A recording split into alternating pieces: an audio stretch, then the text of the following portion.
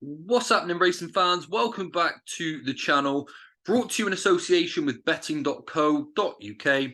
I'm Ginger Joe, and I'm back again with some selections for the Cheltenham Festival, but a little bit different this time. I've put up loads of singles in my Ante Post series so far, so I thought I'd come together and bring you a lucky 31 to take advantage of. And this lucky 31 for a pound line stake will pay over £10,000 if we manage to hit the jackpot. Now, I used to play loads of lucky 15s. That was predominantly one of my favourite bets, along with the singles and the doubles.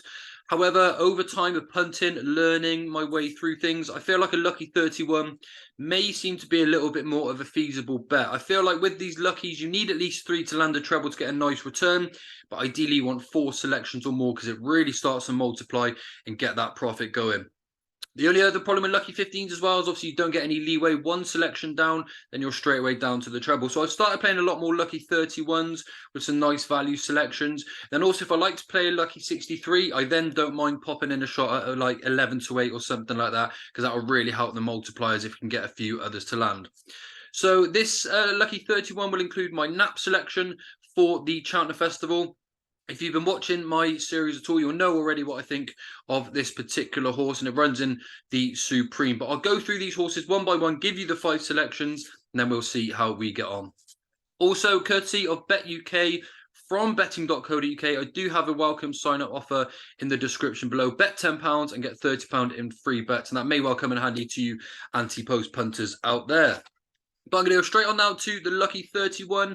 And my first selection, as mentioned, comes in the Supreme. And anyone who's been following me will know my favourite horse in training is currently a novice, and that is the 7 to 2 shot Marine Nationale. If you watched any of my content, you'll know that I put him up at 28 to 1 initially for the Ballymore, and then I quickly backtracked and broke one of my rules and back in a horse for 2 separate races and put him up for 25 to 1 for the Supreme as well a week later in October. But things have worked out particularly well for Marine Nationale, and I think he's an absolute weapon.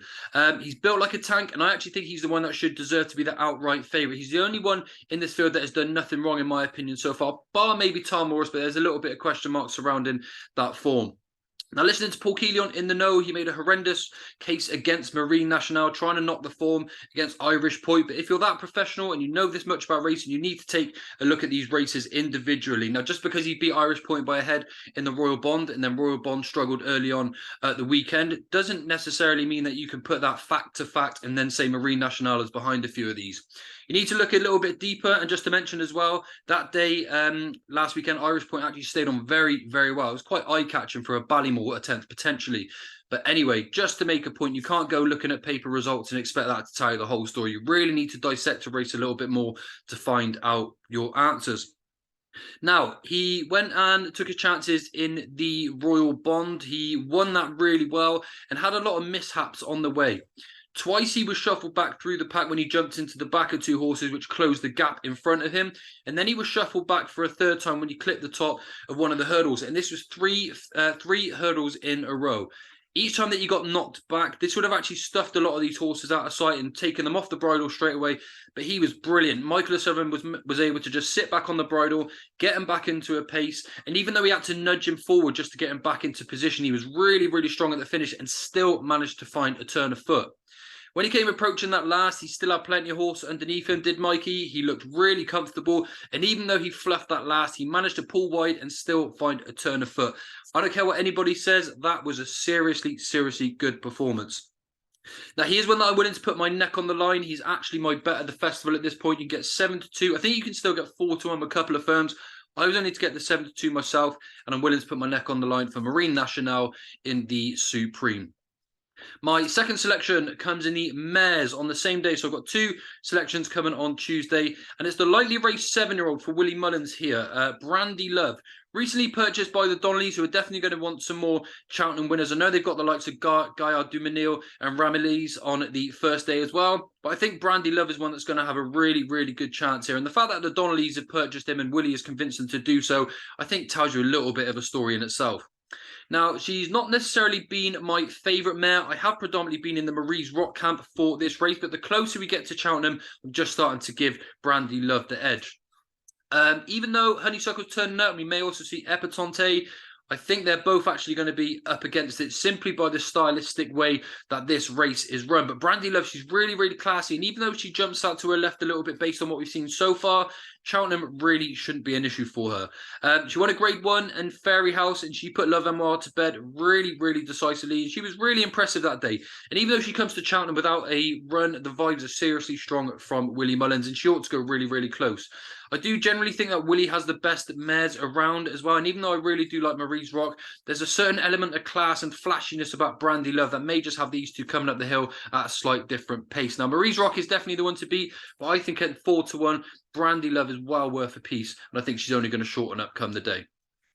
Then my third selection comes on the Wednesday in the opener, the Ballymore. And I'm continuing the run of Barry Connell, who's convinced that he's got both of the winners of the Supreme and the Ballymore. And he's got another classy animal here in the name of Goodland. Really, really impressive in the Nathaniel Lacey and dictated it from the front as well, whilst finding a turn of foot. Again, this is something you really need to look into a little bit more.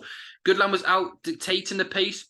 He pushed the buttons and accelerated 2 or 3 times to ensure that the pace was golden. And even then when he pushed forward, Sandor Clegane went back. Absolute Notions came forward, but Goodland was gone. He even found a turn of foot off that pace. I don't think it's essential that he has to be ridden that way, but he's a really professional horse, and either way, I can see it being similar tactics come Cheltenham, and I think he's going to be really hard to catch up the Cheltenham Hill. I don't think last time out in this in the Nathaniel Lacey, it was actually necessarily down to suit Goodland, but he did it really well. He's probably going to take a step forward, and he's done nothing wrong so far. He's the only horse in this race, for me personally, that has no questions to answer.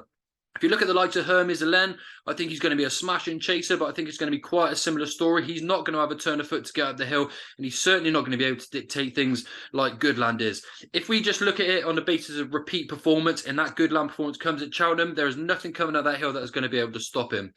Gaelic Warrior is obviously a very decent animal, but how can you back a horse that you're thinking you're going to probably lose half a length at every single hurdle? So for me, again, I think Goodland should be the favourite in this race. I don't know why Hermes Hélène is still 5-2. I think that's way too short. The bet for me is Hermes Hélène at 4-1.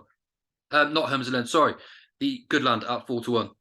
Now, my fourth selection is on Thursday in the Mares Novice Hurdle. And I'm quite sweet on one here. It's a mare that I've really been impressed with. Astro Diamond at 7-2. And she's been really highly tried all season. She was third to Marie Nationale in the Royal Bond. And then she was third to Facile Vega when they met at Leopardstown as well. And certainly a better Facile Vega that day as well.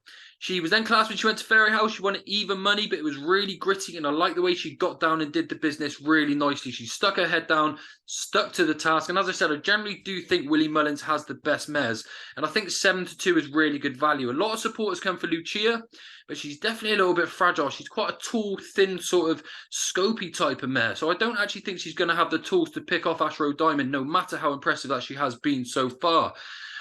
Quite decisive, Grade 3 winner, and I've got a real soft spot for these walk in the park mares, and Astro Diamond is one of them. I think she's going overlooked a little bit based on the performance that we saw from Lucia recently, but she's not hard, she's not gritty. Astro Diamond is the one, and she's extremely tough as well. So Astro Diamond for 7-2 in the Mares Novice Hurdle.